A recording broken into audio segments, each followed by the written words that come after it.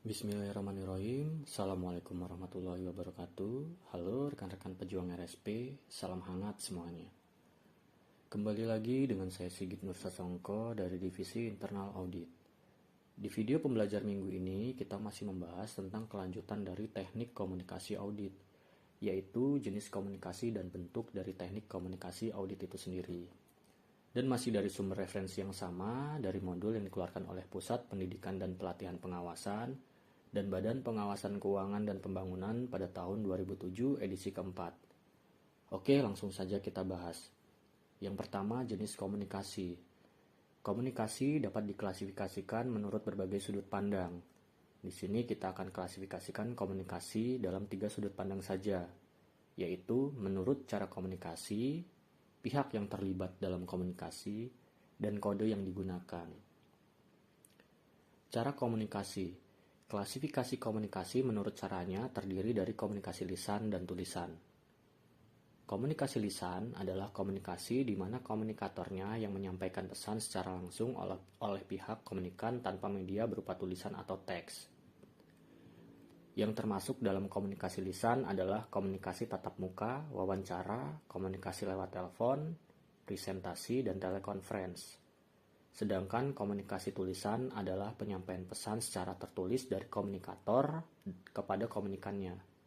Yang termasuk dalam komunikasi tulisan adalah surat menyurat, dokumentasi kegiatan dalam bentuk tertulis, konfirmasi, SMS, dan penyampaian laporan tertulis.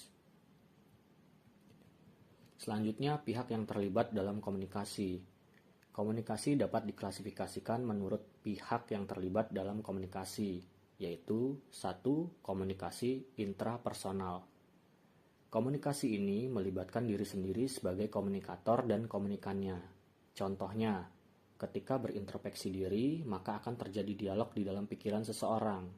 Dialog ini adalah bentuk dari komunikasi intrapersonal. Yang kedua, komunikasi interpersonal. Komunikasi ini melibatkan lebih dari satu orang sebagai pihak komunikatornya dan komunikannya. Misalnya, ketika seorang anggota tim menyampaikan kesulitannya dalam melaksanakan pengujian kepada ketua tim, maka di sini terlihat bahwa ada 2 orang yang terlibat dalam komunikasi. Satu orang berperan sebagai komunikator, seorang lagi menjadi komunikan. Komunikasi kelompok termasuk dalam jenis komunikasi ini. Contohnya, komunikasi kelompok adalah rapat tim audit untuk menyepakati hasil audit atau presentasi hasil audit kepada para pimpinan audit. Yang ketiga, komunikasi massa. Komunikasi ini melibatkan pihak komunikan dalam jumlah besar kepada masyarakat umum atau biasa kita sebut publik. Contohnya komunikasi ini adalah siaran radio, berita koran, acara TV, temu pers, dan sebagainya. Selanjutnya ada kode yang digunakan. Komunikasi juga dapat diklasifikasikan menurut kode yang digunakan, yaitu komunikasi verbal dan nonverbal. Komunikasi verbal adalah komunikasi yang menggunakan kode-kode bahasa seperti kata-kata dan kalimat. Contohnya komunikasi verbal adalah surat dan percakapan, sedangkan komunikasi nonverbal adalah komunikasi yang tidak menggunakan kode-kode bahasa. Contohnya komunikasi nonverbal adalah foto, gerak tubuh, sirine, dan sebagainya. Selanjutnya, teknik komunikasi audit berdasarkan bentuknya. Teknik komunikasi yang umum digunakan dalam audit adalah yang pertama wawancara. Wawancara merupakan suatu proses interaksi yang dilakukan secara lisan dengan metode tanya-jawab yang mempunyai tujuan. Wawancara digunakan oleh auditor untuk memperoleh data ataupun fakta yang diperlukan. Wawancara merupakan alat yang sangat baik untuk memperoleh informasi, pendapat, keyakinan, perasaan, motivasi, masa depan, ataupun tanggapan seseorang mengenai suatu hal. Karena auditor dapat menangkap aksi-reaksi seseorang dalam bentuk gerak-gerik dan ekspresi saat wawancara berlangsung.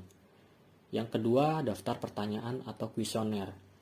Daftar pertanyaan adalah metode pengumpulan informasi yang mengajukan pertanyaan secara tertulis dan mengharapkan jawaban secara tertulis pula. Apabila tim audit secara geografis berjauhan atau apabila dibutuhkan data kuantitatif, teknik kuesioner dapat menjadi media yang paling berguna. Kuesioner memungkinkan individu untuk menuliskan apa yang mereka rasa tidak pantas untuk diungkap secara lisan. Lebih dari itu, kuesioner dapat dianalisis secara akurat dan dapat memberikan data kuantitatif yang solid untuk mendukung temuan data kualitatif. Yang ketiga, konfirmasi. Konfirmasi adalah permintaan penegasan kepada pihak ketiga mengenai kebenaran suatu data atau informasi. Sebagai contoh, auditor meminta penegasan atas informasi bahwa pihak A di provinsi lain telah menerima kiriman barang. Maka auditor mengkonfirmasi ada tidaknya penerimaan barang yang dilakukan oleh pihak A. Yang keempat, data terbuka. Data terbuka adalah metode pengumpulan data menggunakan pertemuan kelompok.